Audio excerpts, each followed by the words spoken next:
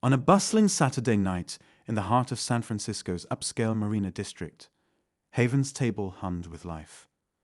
The sleek restaurant was a haven for the city's elite, a place where tech executives celebrated their latest deals, couples indulged in anniversary dinners, and friend groups sipped artisan cocktails under the soft glow of modern chandeliers. The air was alive with the sound of gentle conversation, the clinking of crystal glasses, and the smooth melodies of a jazz trio tucked away in the corner. Amidst the glittering crowd sat Eleanor Gray, a woman who seemed born to command attention. Draped in an elegant designer dress and adorned with jewelry that caught the light just right, she exuded an aura of wealth and entitlement. Eleanor was in her mid-50s, but her confidence and sharp demeanor made her seem ageless, an unyielding force in any room she entered. Her laugh was loud, her gestures exaggerated, as though the restaurant itself had become her stage. At her table were three equally polished friends who were more than content to let Eleanor hold court, their indulgent smiles encouraging her dominance. Across the room, weaving between tables with quiet efficiency, was Andra, a young waiter in his early 20s. He carried himself with a calm precision, his movements so fluid they almost went unnoticed. Tall and lean, with a name tag pinned neatly to his crisp uniform, Andra avoided unnecessary conversation, focusing instead on the job at hand. He had learned long ago that blending into the background was often the safest way to navigate the demanding world of high-end dining. But Eleanor had other plans. When Andra approached her table to refill glasses and clear plates, she fixed him with a look that was both curious and dismissive. Her tone was light, but laced with condescension. "Why so serious, Andra? You're working at one of the best restaurants in the city." "Smile a little," she said, her lips curving into a smile that didn't quite reach her eyes. Andra, ever professional, allowed a polite but distant smile to flicker across his face. "Of course, ma'am. Is there anything else I can assist you with?" Eleanor leaned back, swirling the deep red wine in her glass as if considering her next move. "Tell me," she began, her voice carrying over the ambient noise, "how does someone like you end up here? This job can't possibly be your dream." The table chuckled softly, their laughter cutting through Andra like a cold wind. He felt his grip tighten briefly on the edge of his tray, but his expression remained neutral. "I enjoy what I do, ma'am," he replied simply, his tone steady but devoid of emotion. For Eleanor, his calmness was an invitation, a challenge even. She thrived on the game of unraveling others, of pulling strings to see how far she could push before they snapped. But before she could say more, Andra excused himself to tend to another table, leaving her with a flicker of disappointment that quickly turned into determination. As the evening progressed and the wine flowed freely, Eleanor's gaze kept drifting back to Andra. He moved through the room with quiet grace, his head held high, even as he fielded the endless demands of the restaurant's wealthy patrons. To Eleanor, he was a puzzle, someone she couldn't quite categorize. And in her world, that was both fascinating and infuriating. When Andra returned to their table later that evening, Eleanor seized the moment. Her voice was loud enough to draw the attention of nearby diners. "Tell me, Andra," she said, setting her glass down with a deliberate motion, "do you have any hidden talents? Or are you just good at carrying trays?" The laughter that followed was sharp, but didn't feel like laughter meant to include. Andra paused, his fingers tightening around the edge of the tray he held. For a moment, his calm facade seemed to waver, but then it returned, as steady as ever. "I just focus on doing my job well, ma'am," he said, meeting her gaze briefly before lowering his eyes again. But Eleanor wasn't done. "Oh, come now," she pressed, her tone dripping with mockery. "Surely you've got some sort of talent. You know, I've heard people from your background often have musical gifts. Can you sing, Andra?" A hush fell over the table, and even Eleanor's friends shifted uncomfortably in their seats. The weight of her words hung in the air, sharp and unmistakable. Andra straightened slightly, his expression unreadable. He glanced around the room, as if searching for an escape, but the expectant silence left him with nowhere to go. "Eleanor, maybe we should," one of her friends began, but she silenced them with a wave of her hand. "Please," she said, her tone feigning sweetness. "It's just a little fun. What do you have to lose?" Andres stood still for a moment, the tray balanced against his hip. The tension in the room was palpable now, drawing the attention of nearby diners. Even the jazz trio faltered slightly, their music softening as they glanced toward the unfolding drama. Finally, Andres nodded, his voice calm but firm. "If it will make you happy, ma'am." Eleanor's smile widened victorious as her table leaned in, eager for the spectacle. But what none of them knew, what even Eleanor couldn't have anticipated, was that this moment was about to change everything. Andres took a step back, setting his tray aside, taking a deep breath. The room seemed to grow quieter, the hum of conversation fading into a murmur as more diners turned their attention toward him. And then, with a voice that carried the weight of 1,000 untold stories, he began to sing. His voice was low and soulful at first, the kind of sound that seeped into your bones and refused to let go. It was a melody both haunting and beautiful, filled with raw emotion that silenced even the clink of glasses and the scrape of silverware. As his voice swelled, filling every corner of the room, it became clear that this wasn't just a performance. It was a revelation. Eleanor's smile faltered, her wine glass frozen mid-sip. Around the restaurant, heads turned, forks hovered above plates, and the jazz trio set down their instruments to listen. The power of Andres' voice transcended the moment, reaching into the hearts of everyone who heard it. And as Eleanor sat there, her once commanding presence shrinking with each note, she realized too late that the game she had started had taken a turn she never could have predicted. The air inside Haven's table was thick with something unspoken, a kind of energy that hadn't existed moments before. Andres' voice had a gravity that demanded attention, pulling everyone in. His notes soared, rich and resonant, carrying a story far beyond words. It was more than a song. It was a window into something deeper, something real. Eleanor couldn't look away. Her hand, still holding her glass of wine, trembled slightly, but she didn't notice. Her friends, who had spent most of the evening laughing at her sharp quips and indulging her theatrics, were now silent. One of them exchanged an uneasy glance with another, as if trying to understand how the mood had shifted so completely. Andres sang with his eyes closed. As Andres gave a small nod of thanks to the room, his expression composed once more, before turning and walking back toward the kitchen. The applause followed him, lingering even after he had disappeared through the swinging doors. The restaurant began to settle back into its usual rhythm, but the atmosphere had changed. Conversations resumed, but they were softer, more thoughtful. People glanced toward Eleanor's table, their expressions ranging from curiosity to quiet judgment. Eleanor's friends tried to lighten the mood, laughing about trivial topics and ordering another bottle of wine. But Eleanor remained quiet, her fingers tracing the rim of her glass absent-mindedly. She felt the weight of the stares from other tables, the whispers that she couldn't quite make out, but knew were about her. For years, Eleanor had built her life around the idea that she was untouchable. She was wealthy, influential, and accustomed to getting her way. But tonight, something about Andres' performance had shaken her. It wasn't just his voice. It was the quiet dignity with which he carried himself, the way he had turned her mockery into a moment of undeniable power.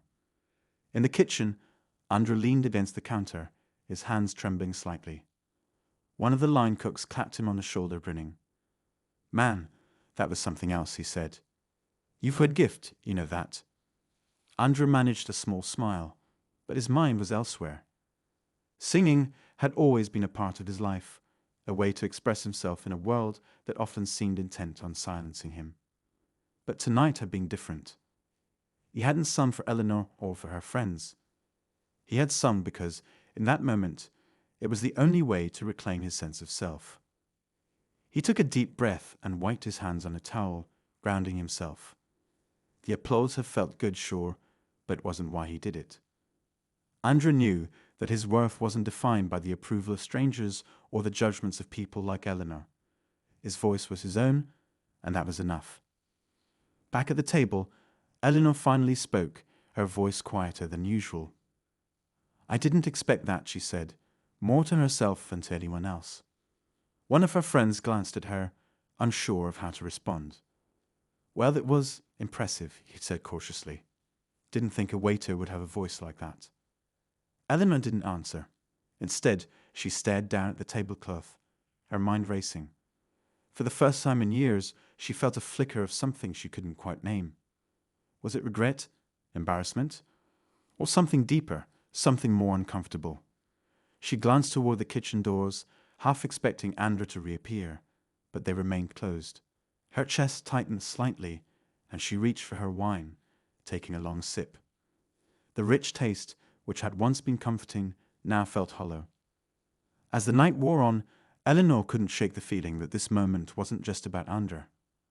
It was about her, about the way she saw the world and the way she treated the people in it. For the first time, she wondered if her sharp wit and commanding presence were less about strength and more about something she didn't want to admit. Andra eventually returned to the dining floor, moving between tables with the same quiet efficiency as before. But this time, people smiled warmly at him, some even offering quiet words of praise. Eleanor watched him from a distance, her thoughts swirling. When he approached her table to clear plates, she opened her mouth to speak but stopped herself. What could she say?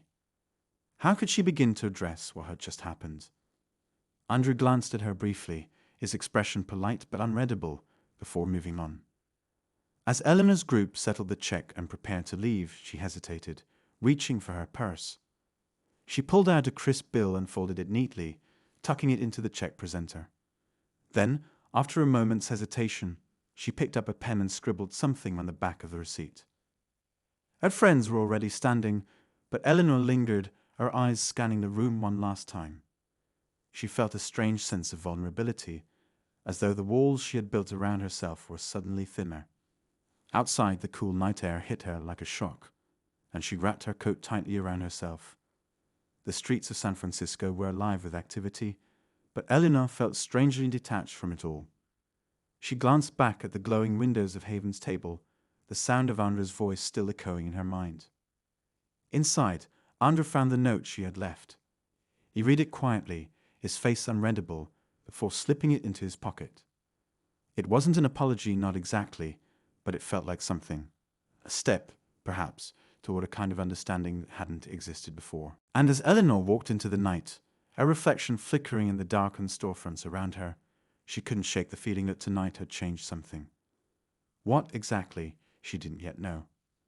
The city hummed with its usual nighttime rhythm, but Eleanor's thoughts moved slower, caught in the undertow of everything that had happened.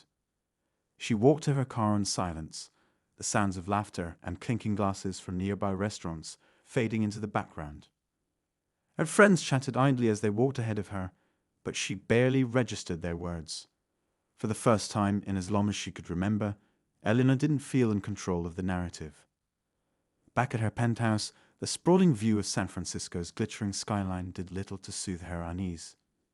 Eleanor poured herself another glass of wine and sat on the edge of her sleek leather couch, staring into the darkness beyond her floor-to-ceiling windows. Andra's voice echoed in her mind, each note unearthing questions she didn't know how to answer. She hated feeling unsettled, but there was no denying that something about tonight had shifted her. Meanwhile, Andra had finished his shift, the weight of the night clinging to him like the scent of the restaurant. He walked home through the quiet streets, the buzz of the applause still fresh in his ears. Yet, as much as the praise had moved him, it also left a bitter taste. He knew that the attention came not because people had genuinely cared about his music, but because of the spectacle Eleanor had created.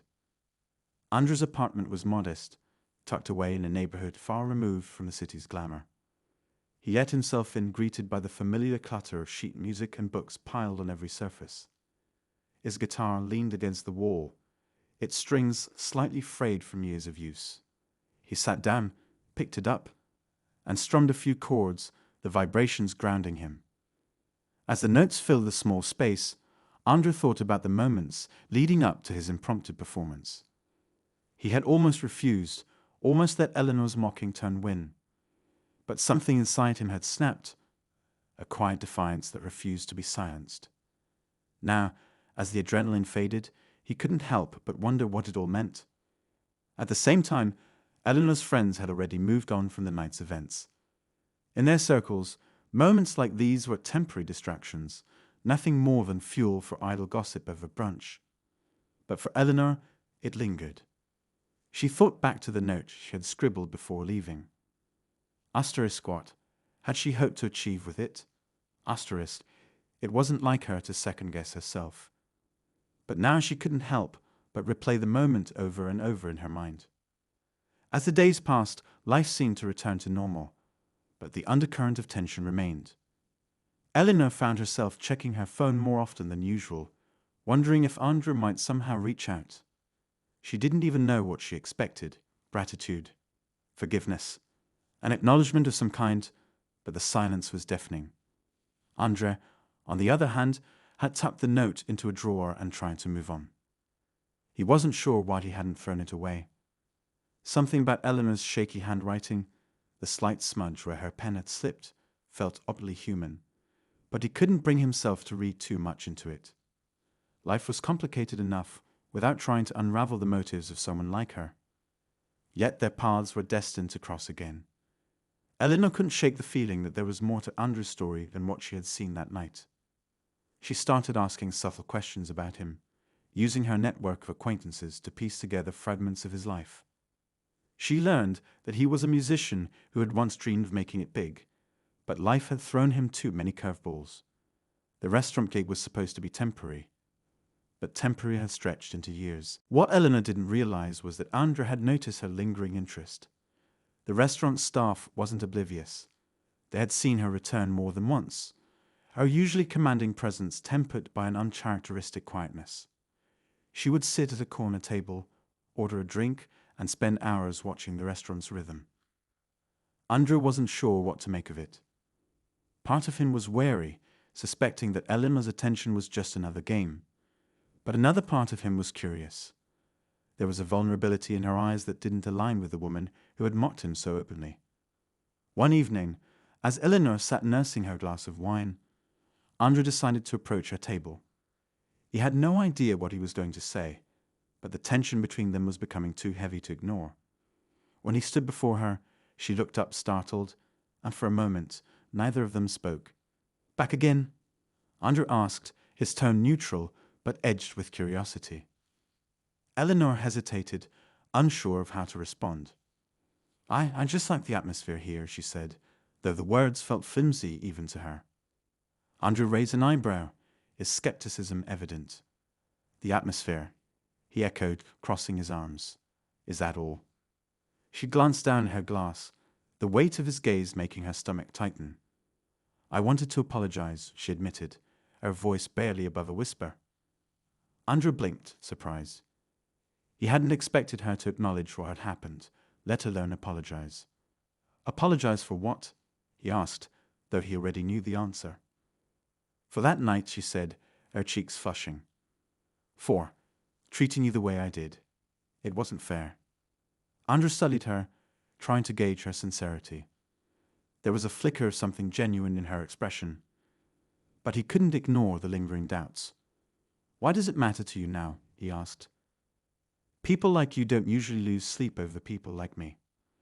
The words stung more than Eleanor expected. She looked up at him, her eyes meeting his, and for the first time she didn't have a quick retort or a witty comeback. "Maybe I don't want to be that kind of person anymore," she said quietly. Andrew didn't respond immediately. He wasn't sure if he believed her, but there was a part of him that wanted to. He nodded slowly, the tension between them still palpable. "Actions speak louder than words," he said finally, before turning and walking away. Eleanor watched him go, her heart heavy. She wasn't sure what she had hoped to accomplish, but she knew this wasn't the end of the story. Something had shifted between them, and for better or worse, their lives were now intertwined. Eleanor sat in her car outside the restaurant long after Andrew had walked away. The city lights blurred through the windshield as she replayed their conversation in her head. His words had been sharp, deliberate, and honest in a way she wasn't used to. She had spent years building a life where people were too polite, or too afraid, to challenge her. But Andrew didn't care about her status, her money, or her reputation. He had seen through all of it, and it left her feeling stripped bare. Inside the restaurant, Andra leaned against the counter in the kitchen, taking a moment to collect himself. His co-workers were busy closing up for the night, but he couldn't shake the tension from his shoulders. Eleanor's apology had caught him off guard, and while a part of him wanted to believe she was genuine, another part of him couldn't forget the sting of her mockery that night. Andra had always been careful about how he navigated the world. As a black man working in a high-end space, he knew the rules were different for him. One misstep, one moment of defiance, and he could lose everything he had worked so hard for. It wasn't just about him. It was about every person who had ever looked up to him. Every kid in his neighborhood who saw him as proof that success was possible. But Eleanor's presence had disrupted his careful balance. She wasn't just another difficult customer. She was a mirror, forcing him to confront questions he had tried to bury. What did his voice mean to him? Why had he let her push him into singing that night? And why did her words, even now, have the power to unsettle him? Eleanor, too, was grappling with her own questions. The ride back to her penthouse was silent, the hum of the car engine the only sound. She had spent her life chasing power and validation, but tonight she felt neither powerful nor validated. Andrew's voice had stripped away her pretenses, and his response to her apology had left her reeling. For the next few days, Eleanor tried to distract herself with work and social engagements, but the tension lingered. At charity events and board meetings, she found herself zoning out, her mind returning to the restaurant and the look in Andrew's eyes. She had always prided herself on her ability to control a room, but she couldn't control this. Andrew, meanwhile, found himself avoiding Eleanor's table whenever she came in.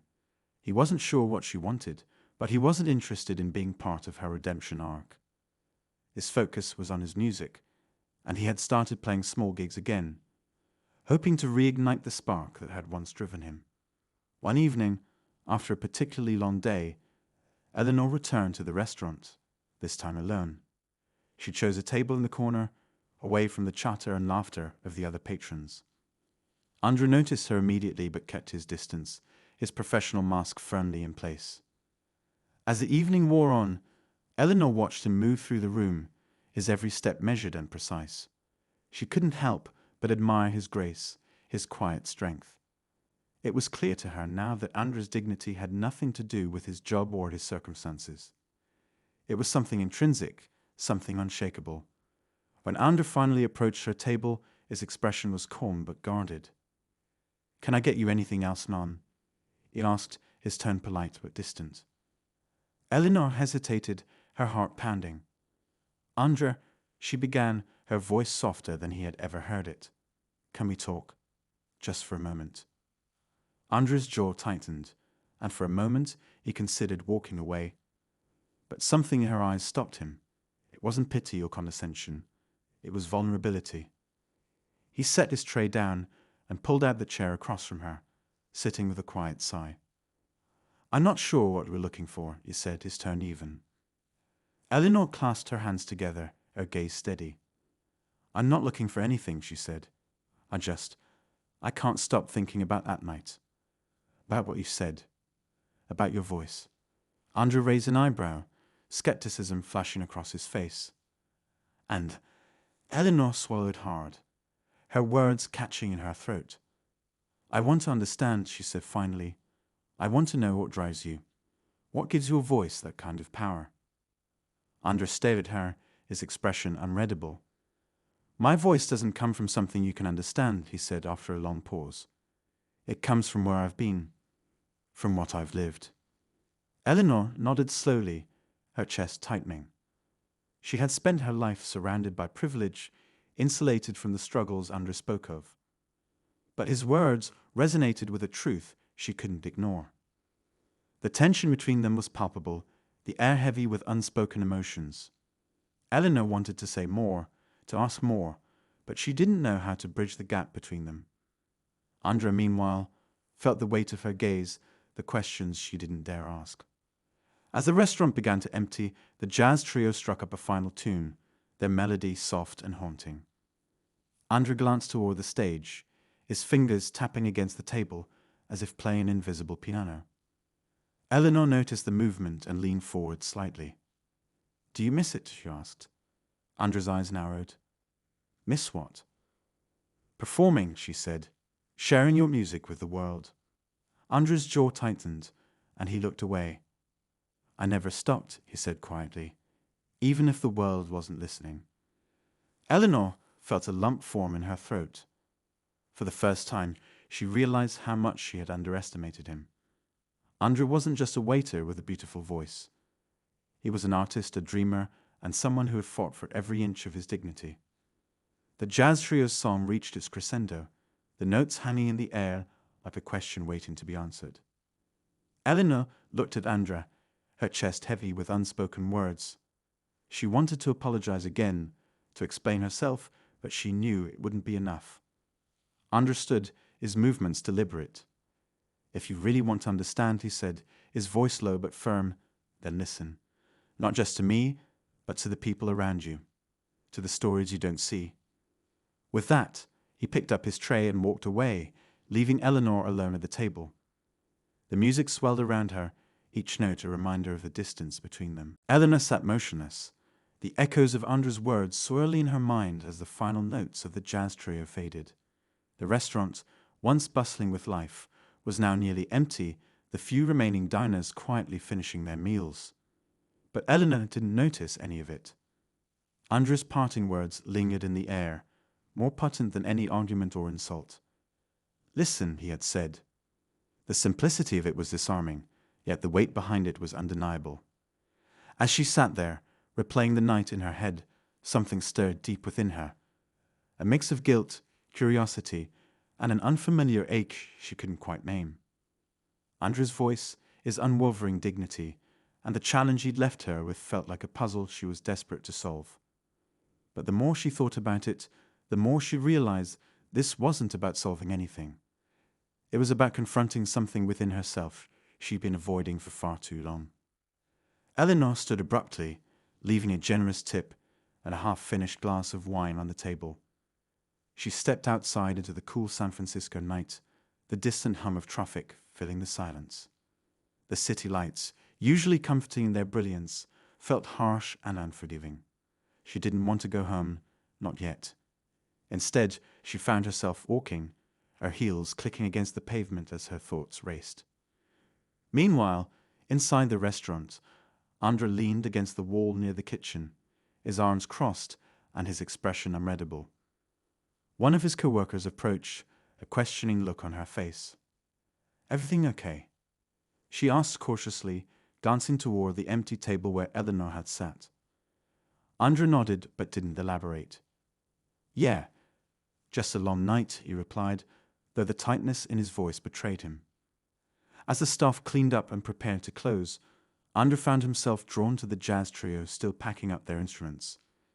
He hesitated for a moment before approaching them, his hands shoved deep into his pockets. "Hey," he said, his voice softer than usual. "Thanks for playing tonight. That last piece, it hit differently."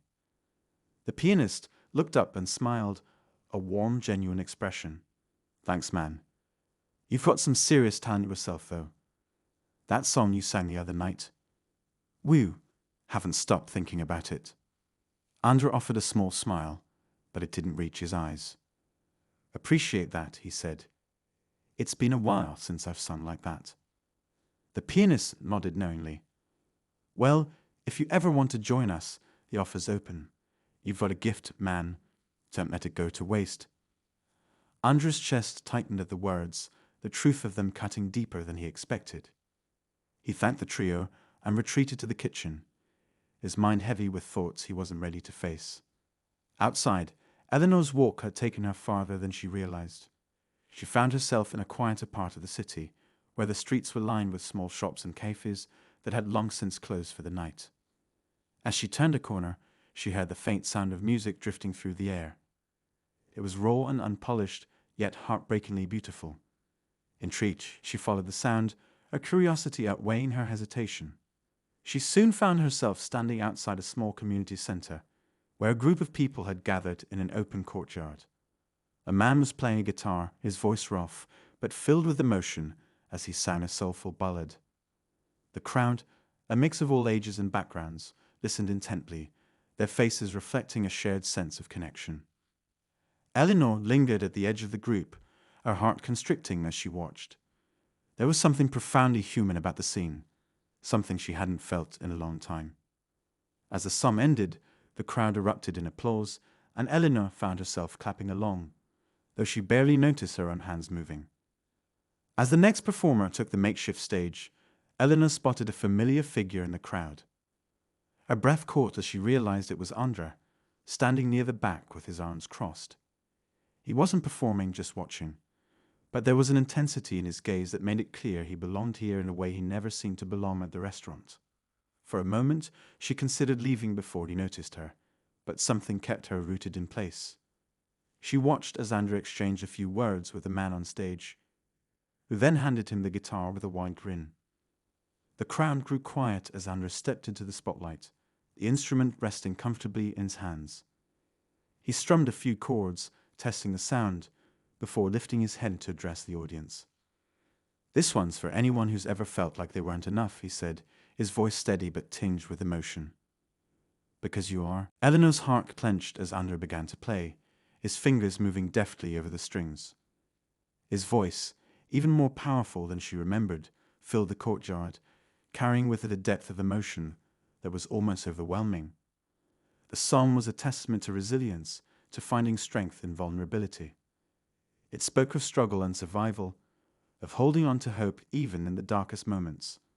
Eleanor felt tears prick at the corners of her eyes, and for once she didn't try to stop them. As the final notes faded, the crowd erupted in cheers, their applause echoing through the night. Andra smiled, a real, unguarded smile, and thanked them before stepping down from the stage. Eleanor's instinct was to approach him, to say something, anything, but she hesitated, unsure of what words could possibly be enough. As she stood there, grappling with her uncertainty, Andra spotted her. His expression shifted, surprise flickering across his face before settling to something unreadable. He made his way toward her, the crowd parting instinctively to let him through. When he stopped in front of her, they stood in silence for a moment, the weight of unspoken words hanging between them. "I didn't expect to see you here," Andra said finally, his tone measured but not unkind. Eleanor swallowed hard, her hands twisting nervously. I didn't plan to be," she admitted. I heard the music." Andra nodded, his gaze steady. "Music has a way of finding people when they need it," he said simply. Eleanor bit her lip, her chest tightening. "Andra, I." He held up a hand, stopping her. "You don't have to say anything," he said, his voice calm but firm. "Not here, not now." Eleanor nodded, the lump in her throat making it impossible to speak. As Andra turned to leave, she felt a pang of regret, but also a flicker of hope. For the first time she saw him not as someone she had wronged, but as someone she could learn from.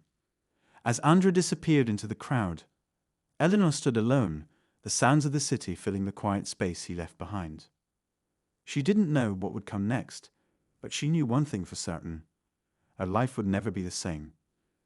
Eleanor couldn't shake the image of Andra walking away, the quiet strength in his eyes as he left her standing there. Something about that moment haunted her, not because of guilt, though that was part of it, but because it felt unfinished, like a song without its final note. As the days passed, her thoughts returned to him again and again. The more she reflected, the clearer it became.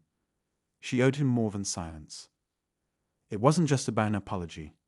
Words alone wouldn't erase the harm she had caused or the deep truths his song had revealed. Eleanor knew she had to face the parts of herself she'd avoided for so long, the privilege, the entitlement, the layers of prejudice she'd never acknowledged. For the first time, she didn't see this as a burden, but as an opportunity, a chance to change. A week later, she found herself back at the community center, clutching a small notebook filled with scribbled thoughts and unfinished letters. The courtyard was quiet now, the vibrant energy of the crowd replaced by an almost sacred stillness. She wasn't sure what she was looking for, perhaps a sign, or maybe just the courage to take the next step. Inside, the sound of faint music drew her toward a small room at the back of the center. She peeked through the open door and saw Andres sitting at a piano, his head bowed as he played a soft, melancholic melody. For a moment she hesitated, unsure if she should interrupt. But then he looked up, his gaze meeting hers with a mixture of surprise and curiosity. "You're persistent," he said, his voice carrying a hint of amusement.